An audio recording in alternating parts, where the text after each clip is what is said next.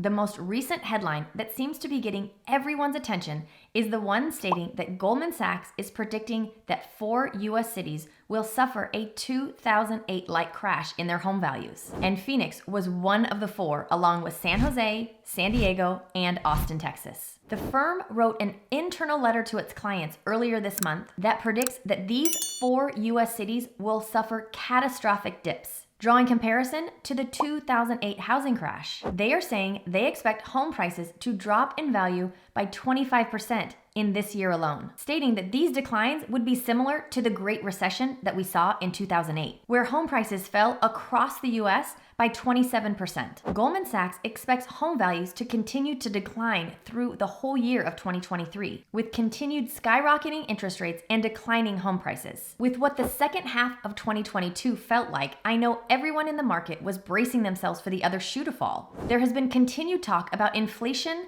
recession, and job loss. And all of these things bring people right back to what happened in 2008. So is this really where we're headed? Prices dropping by 25% this year and interest rates going up again?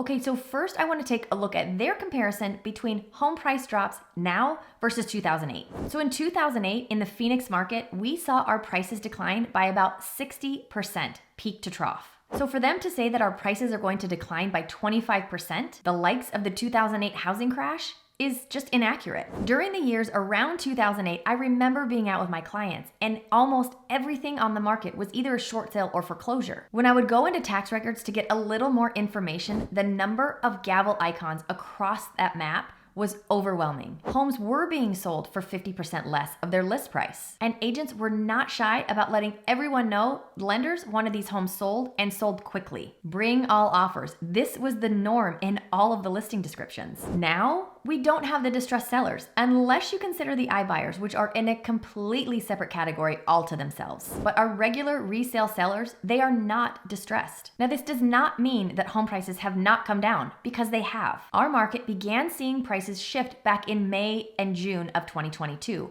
And since then, we have seen an overall price decline by about 13%. So if Goldman Sachs wanted to state that we would see an overall price decline of about 25%, I might be able to get on board with that, more so than we are going to see 25% price decline in 2023. What's even more interesting is that Lance Lambert wrote an article for Fortune magazine where he referred to a paper written by Goldman Sachs titled 2023 Housing Outlook, Finding the Trough. The paper argues that home sales are bottoming out, while the home price correction has a little bit longer to run. A Goldman Sachs researcher says this: "We suspect that existing home sales could decline slightly further, but will likely bottom in Q1. We expect a peak to trough decline in national home prices of roughly 6%, and for prices to stop declining around mid-year of 2023. These two articles came out a day apart from one another. Confused by what Goldman Sachs is reporting?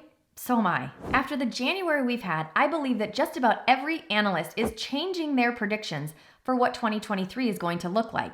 And if they haven't yet, it's because they're still looking at December's numbers. And as soon as January numbers come out, don't be surprised if you see those people change their tune as well. Because many of those analysts that were predicting a steep decline in home prices are now pulling back and getting much more conservative with that number. In fact, heading into 2023, Zonda predicted that home prices would fall by 15% peak to trough. But since then, they have made adjustments and said this: "We still expect home prices to be down in 2023 compared to 2022, but how deep a decline will depend on how quickly sellers find the market, with price cuts, what's happening with mortgage rates, how quickly levels trend, and what happens related to a US economic recession." I think that everyone was surprised at the level of demand that we saw beginning in January. Now, it's normal for us to see our demand tick up in January, but how quickly it rose, I think it took everyone by surprise. In fact, in the Phoenix market, we saw the number of accepted contracts go up by 22% from the beginning of January, which was primarily due to the interest rates coming down and finding some balance over the past few weeks,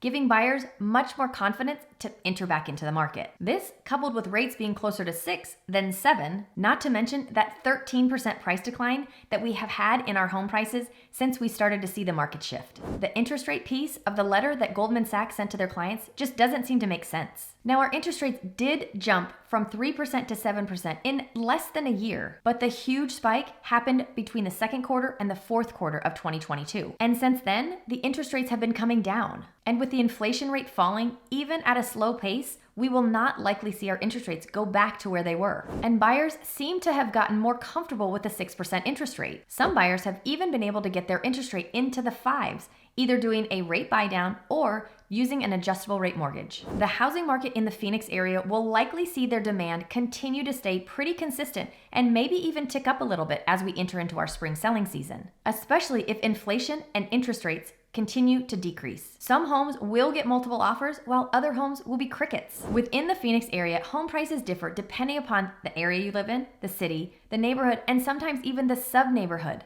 Our market gets very hyper-local when it comes to home prices, and the overall Phoenix market is warming up. Now, we are a far cry from the frenzy that we just came out of, and we will likely never see that again. One other thing to note about the overall Phoenix market that is different now versus 2008 is the strength of our job market. In 2008, our main employers were construction, hospitality, and call centers. Now we have a much more diverse job landscape with more and more jobs that continue to come. Our overall employment is very strong, and this helps and will continue to help the housing market. Now, if you like this video, make sure you take a look at this one. If I can ever answer any questions for you, please feel free to reach out. As always, I thank you for watching, and I'll see you next time.